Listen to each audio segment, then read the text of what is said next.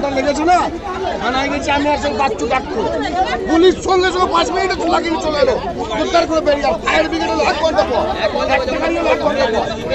এই উপর থেকে এই পার পর্যন্ত। সব জায়গায় বলা গেছে, কামলা, বর্ধমান, মগরা সব বলা গেছে, ওরা সবাই 10-15 মিনিটের মধ্যে কেউ কেউ।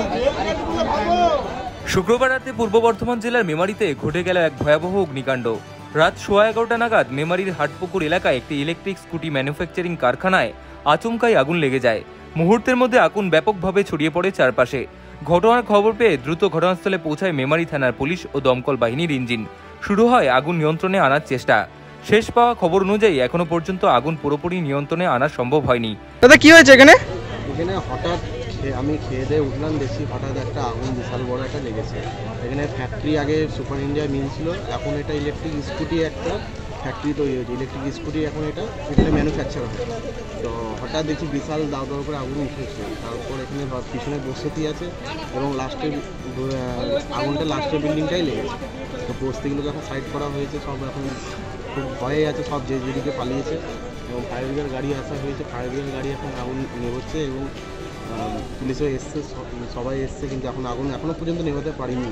এখনও দমকল মিনিমাম এখনও দুটো পাঠিয়েছে, এখনও একটা লাগে। কটার সময় হয়েছে এই ঘটনাটা? এই ঘটনাটা ঘটেছে তোমার ওই 10টা পৌনে 11টার দিকে ঘটেছে। পৌনে 11টার দিকে ঘটেছে। আচ্ছা, মেমারি থানার পুলিশ কি এসেছে ঘটনাস্থলে? আর মেমারি ফায়ার ব্রিগেড? হ্যাঁ, সবাই এসেছে। সবাই এসেছে। আচ্ছা, এখন কি আগুন নেভানোর চেষ্টা করছে? হ্যাঁ, আমরা চেষ্টা করছি, কিন্তু এখন নেভাতে পারিনি। এখন নিয়ন্ত্রণে আসেনি? কিছুটা হলেও কি নিয়ন্ত্রণে আসেনি? কিছুটা নিয়ন্ত্রণে এসেছে। একটা বড় ফ্যাক্টরি, ম্যানুফ্যাকচার ফ্যাক্টরিতে একটা আগুনটা লেগেছে। আচ্ছা, এলাকার মানুষকে কোথায় সরানো হয়েছে? এলাকার মানুষ যেখানে পেয়েছে সরে গেছে, পিছনে মাঠ আছে এবং রাস্তার সাইডে। আর ইলেকট্রিক পরিষেবা কি চালু আছে? না, বন্ধ আছে। আচ্ছা, আপনার নাম পরিচয়? আমার নাম হচ্ছে সৌমেন মাহাতো, এখানেই আমি পাশেই বাসিন্দা। ধন্যবাদ। এই অগ্নিকাণ্ডে এখনো পর্যন্ত কোনো হতাহতের খবর নেই। সতর্কতামূলক পদক্ষেপ হিসেবে আশেপাশের এলাকার বাসিন্দাদের সুরক্ষিত স্থানে সরিয়ে নেওয়া হয়েছে। আগুনের উৎস সম্পর্কে এখনও কিছু জানা যায়নি।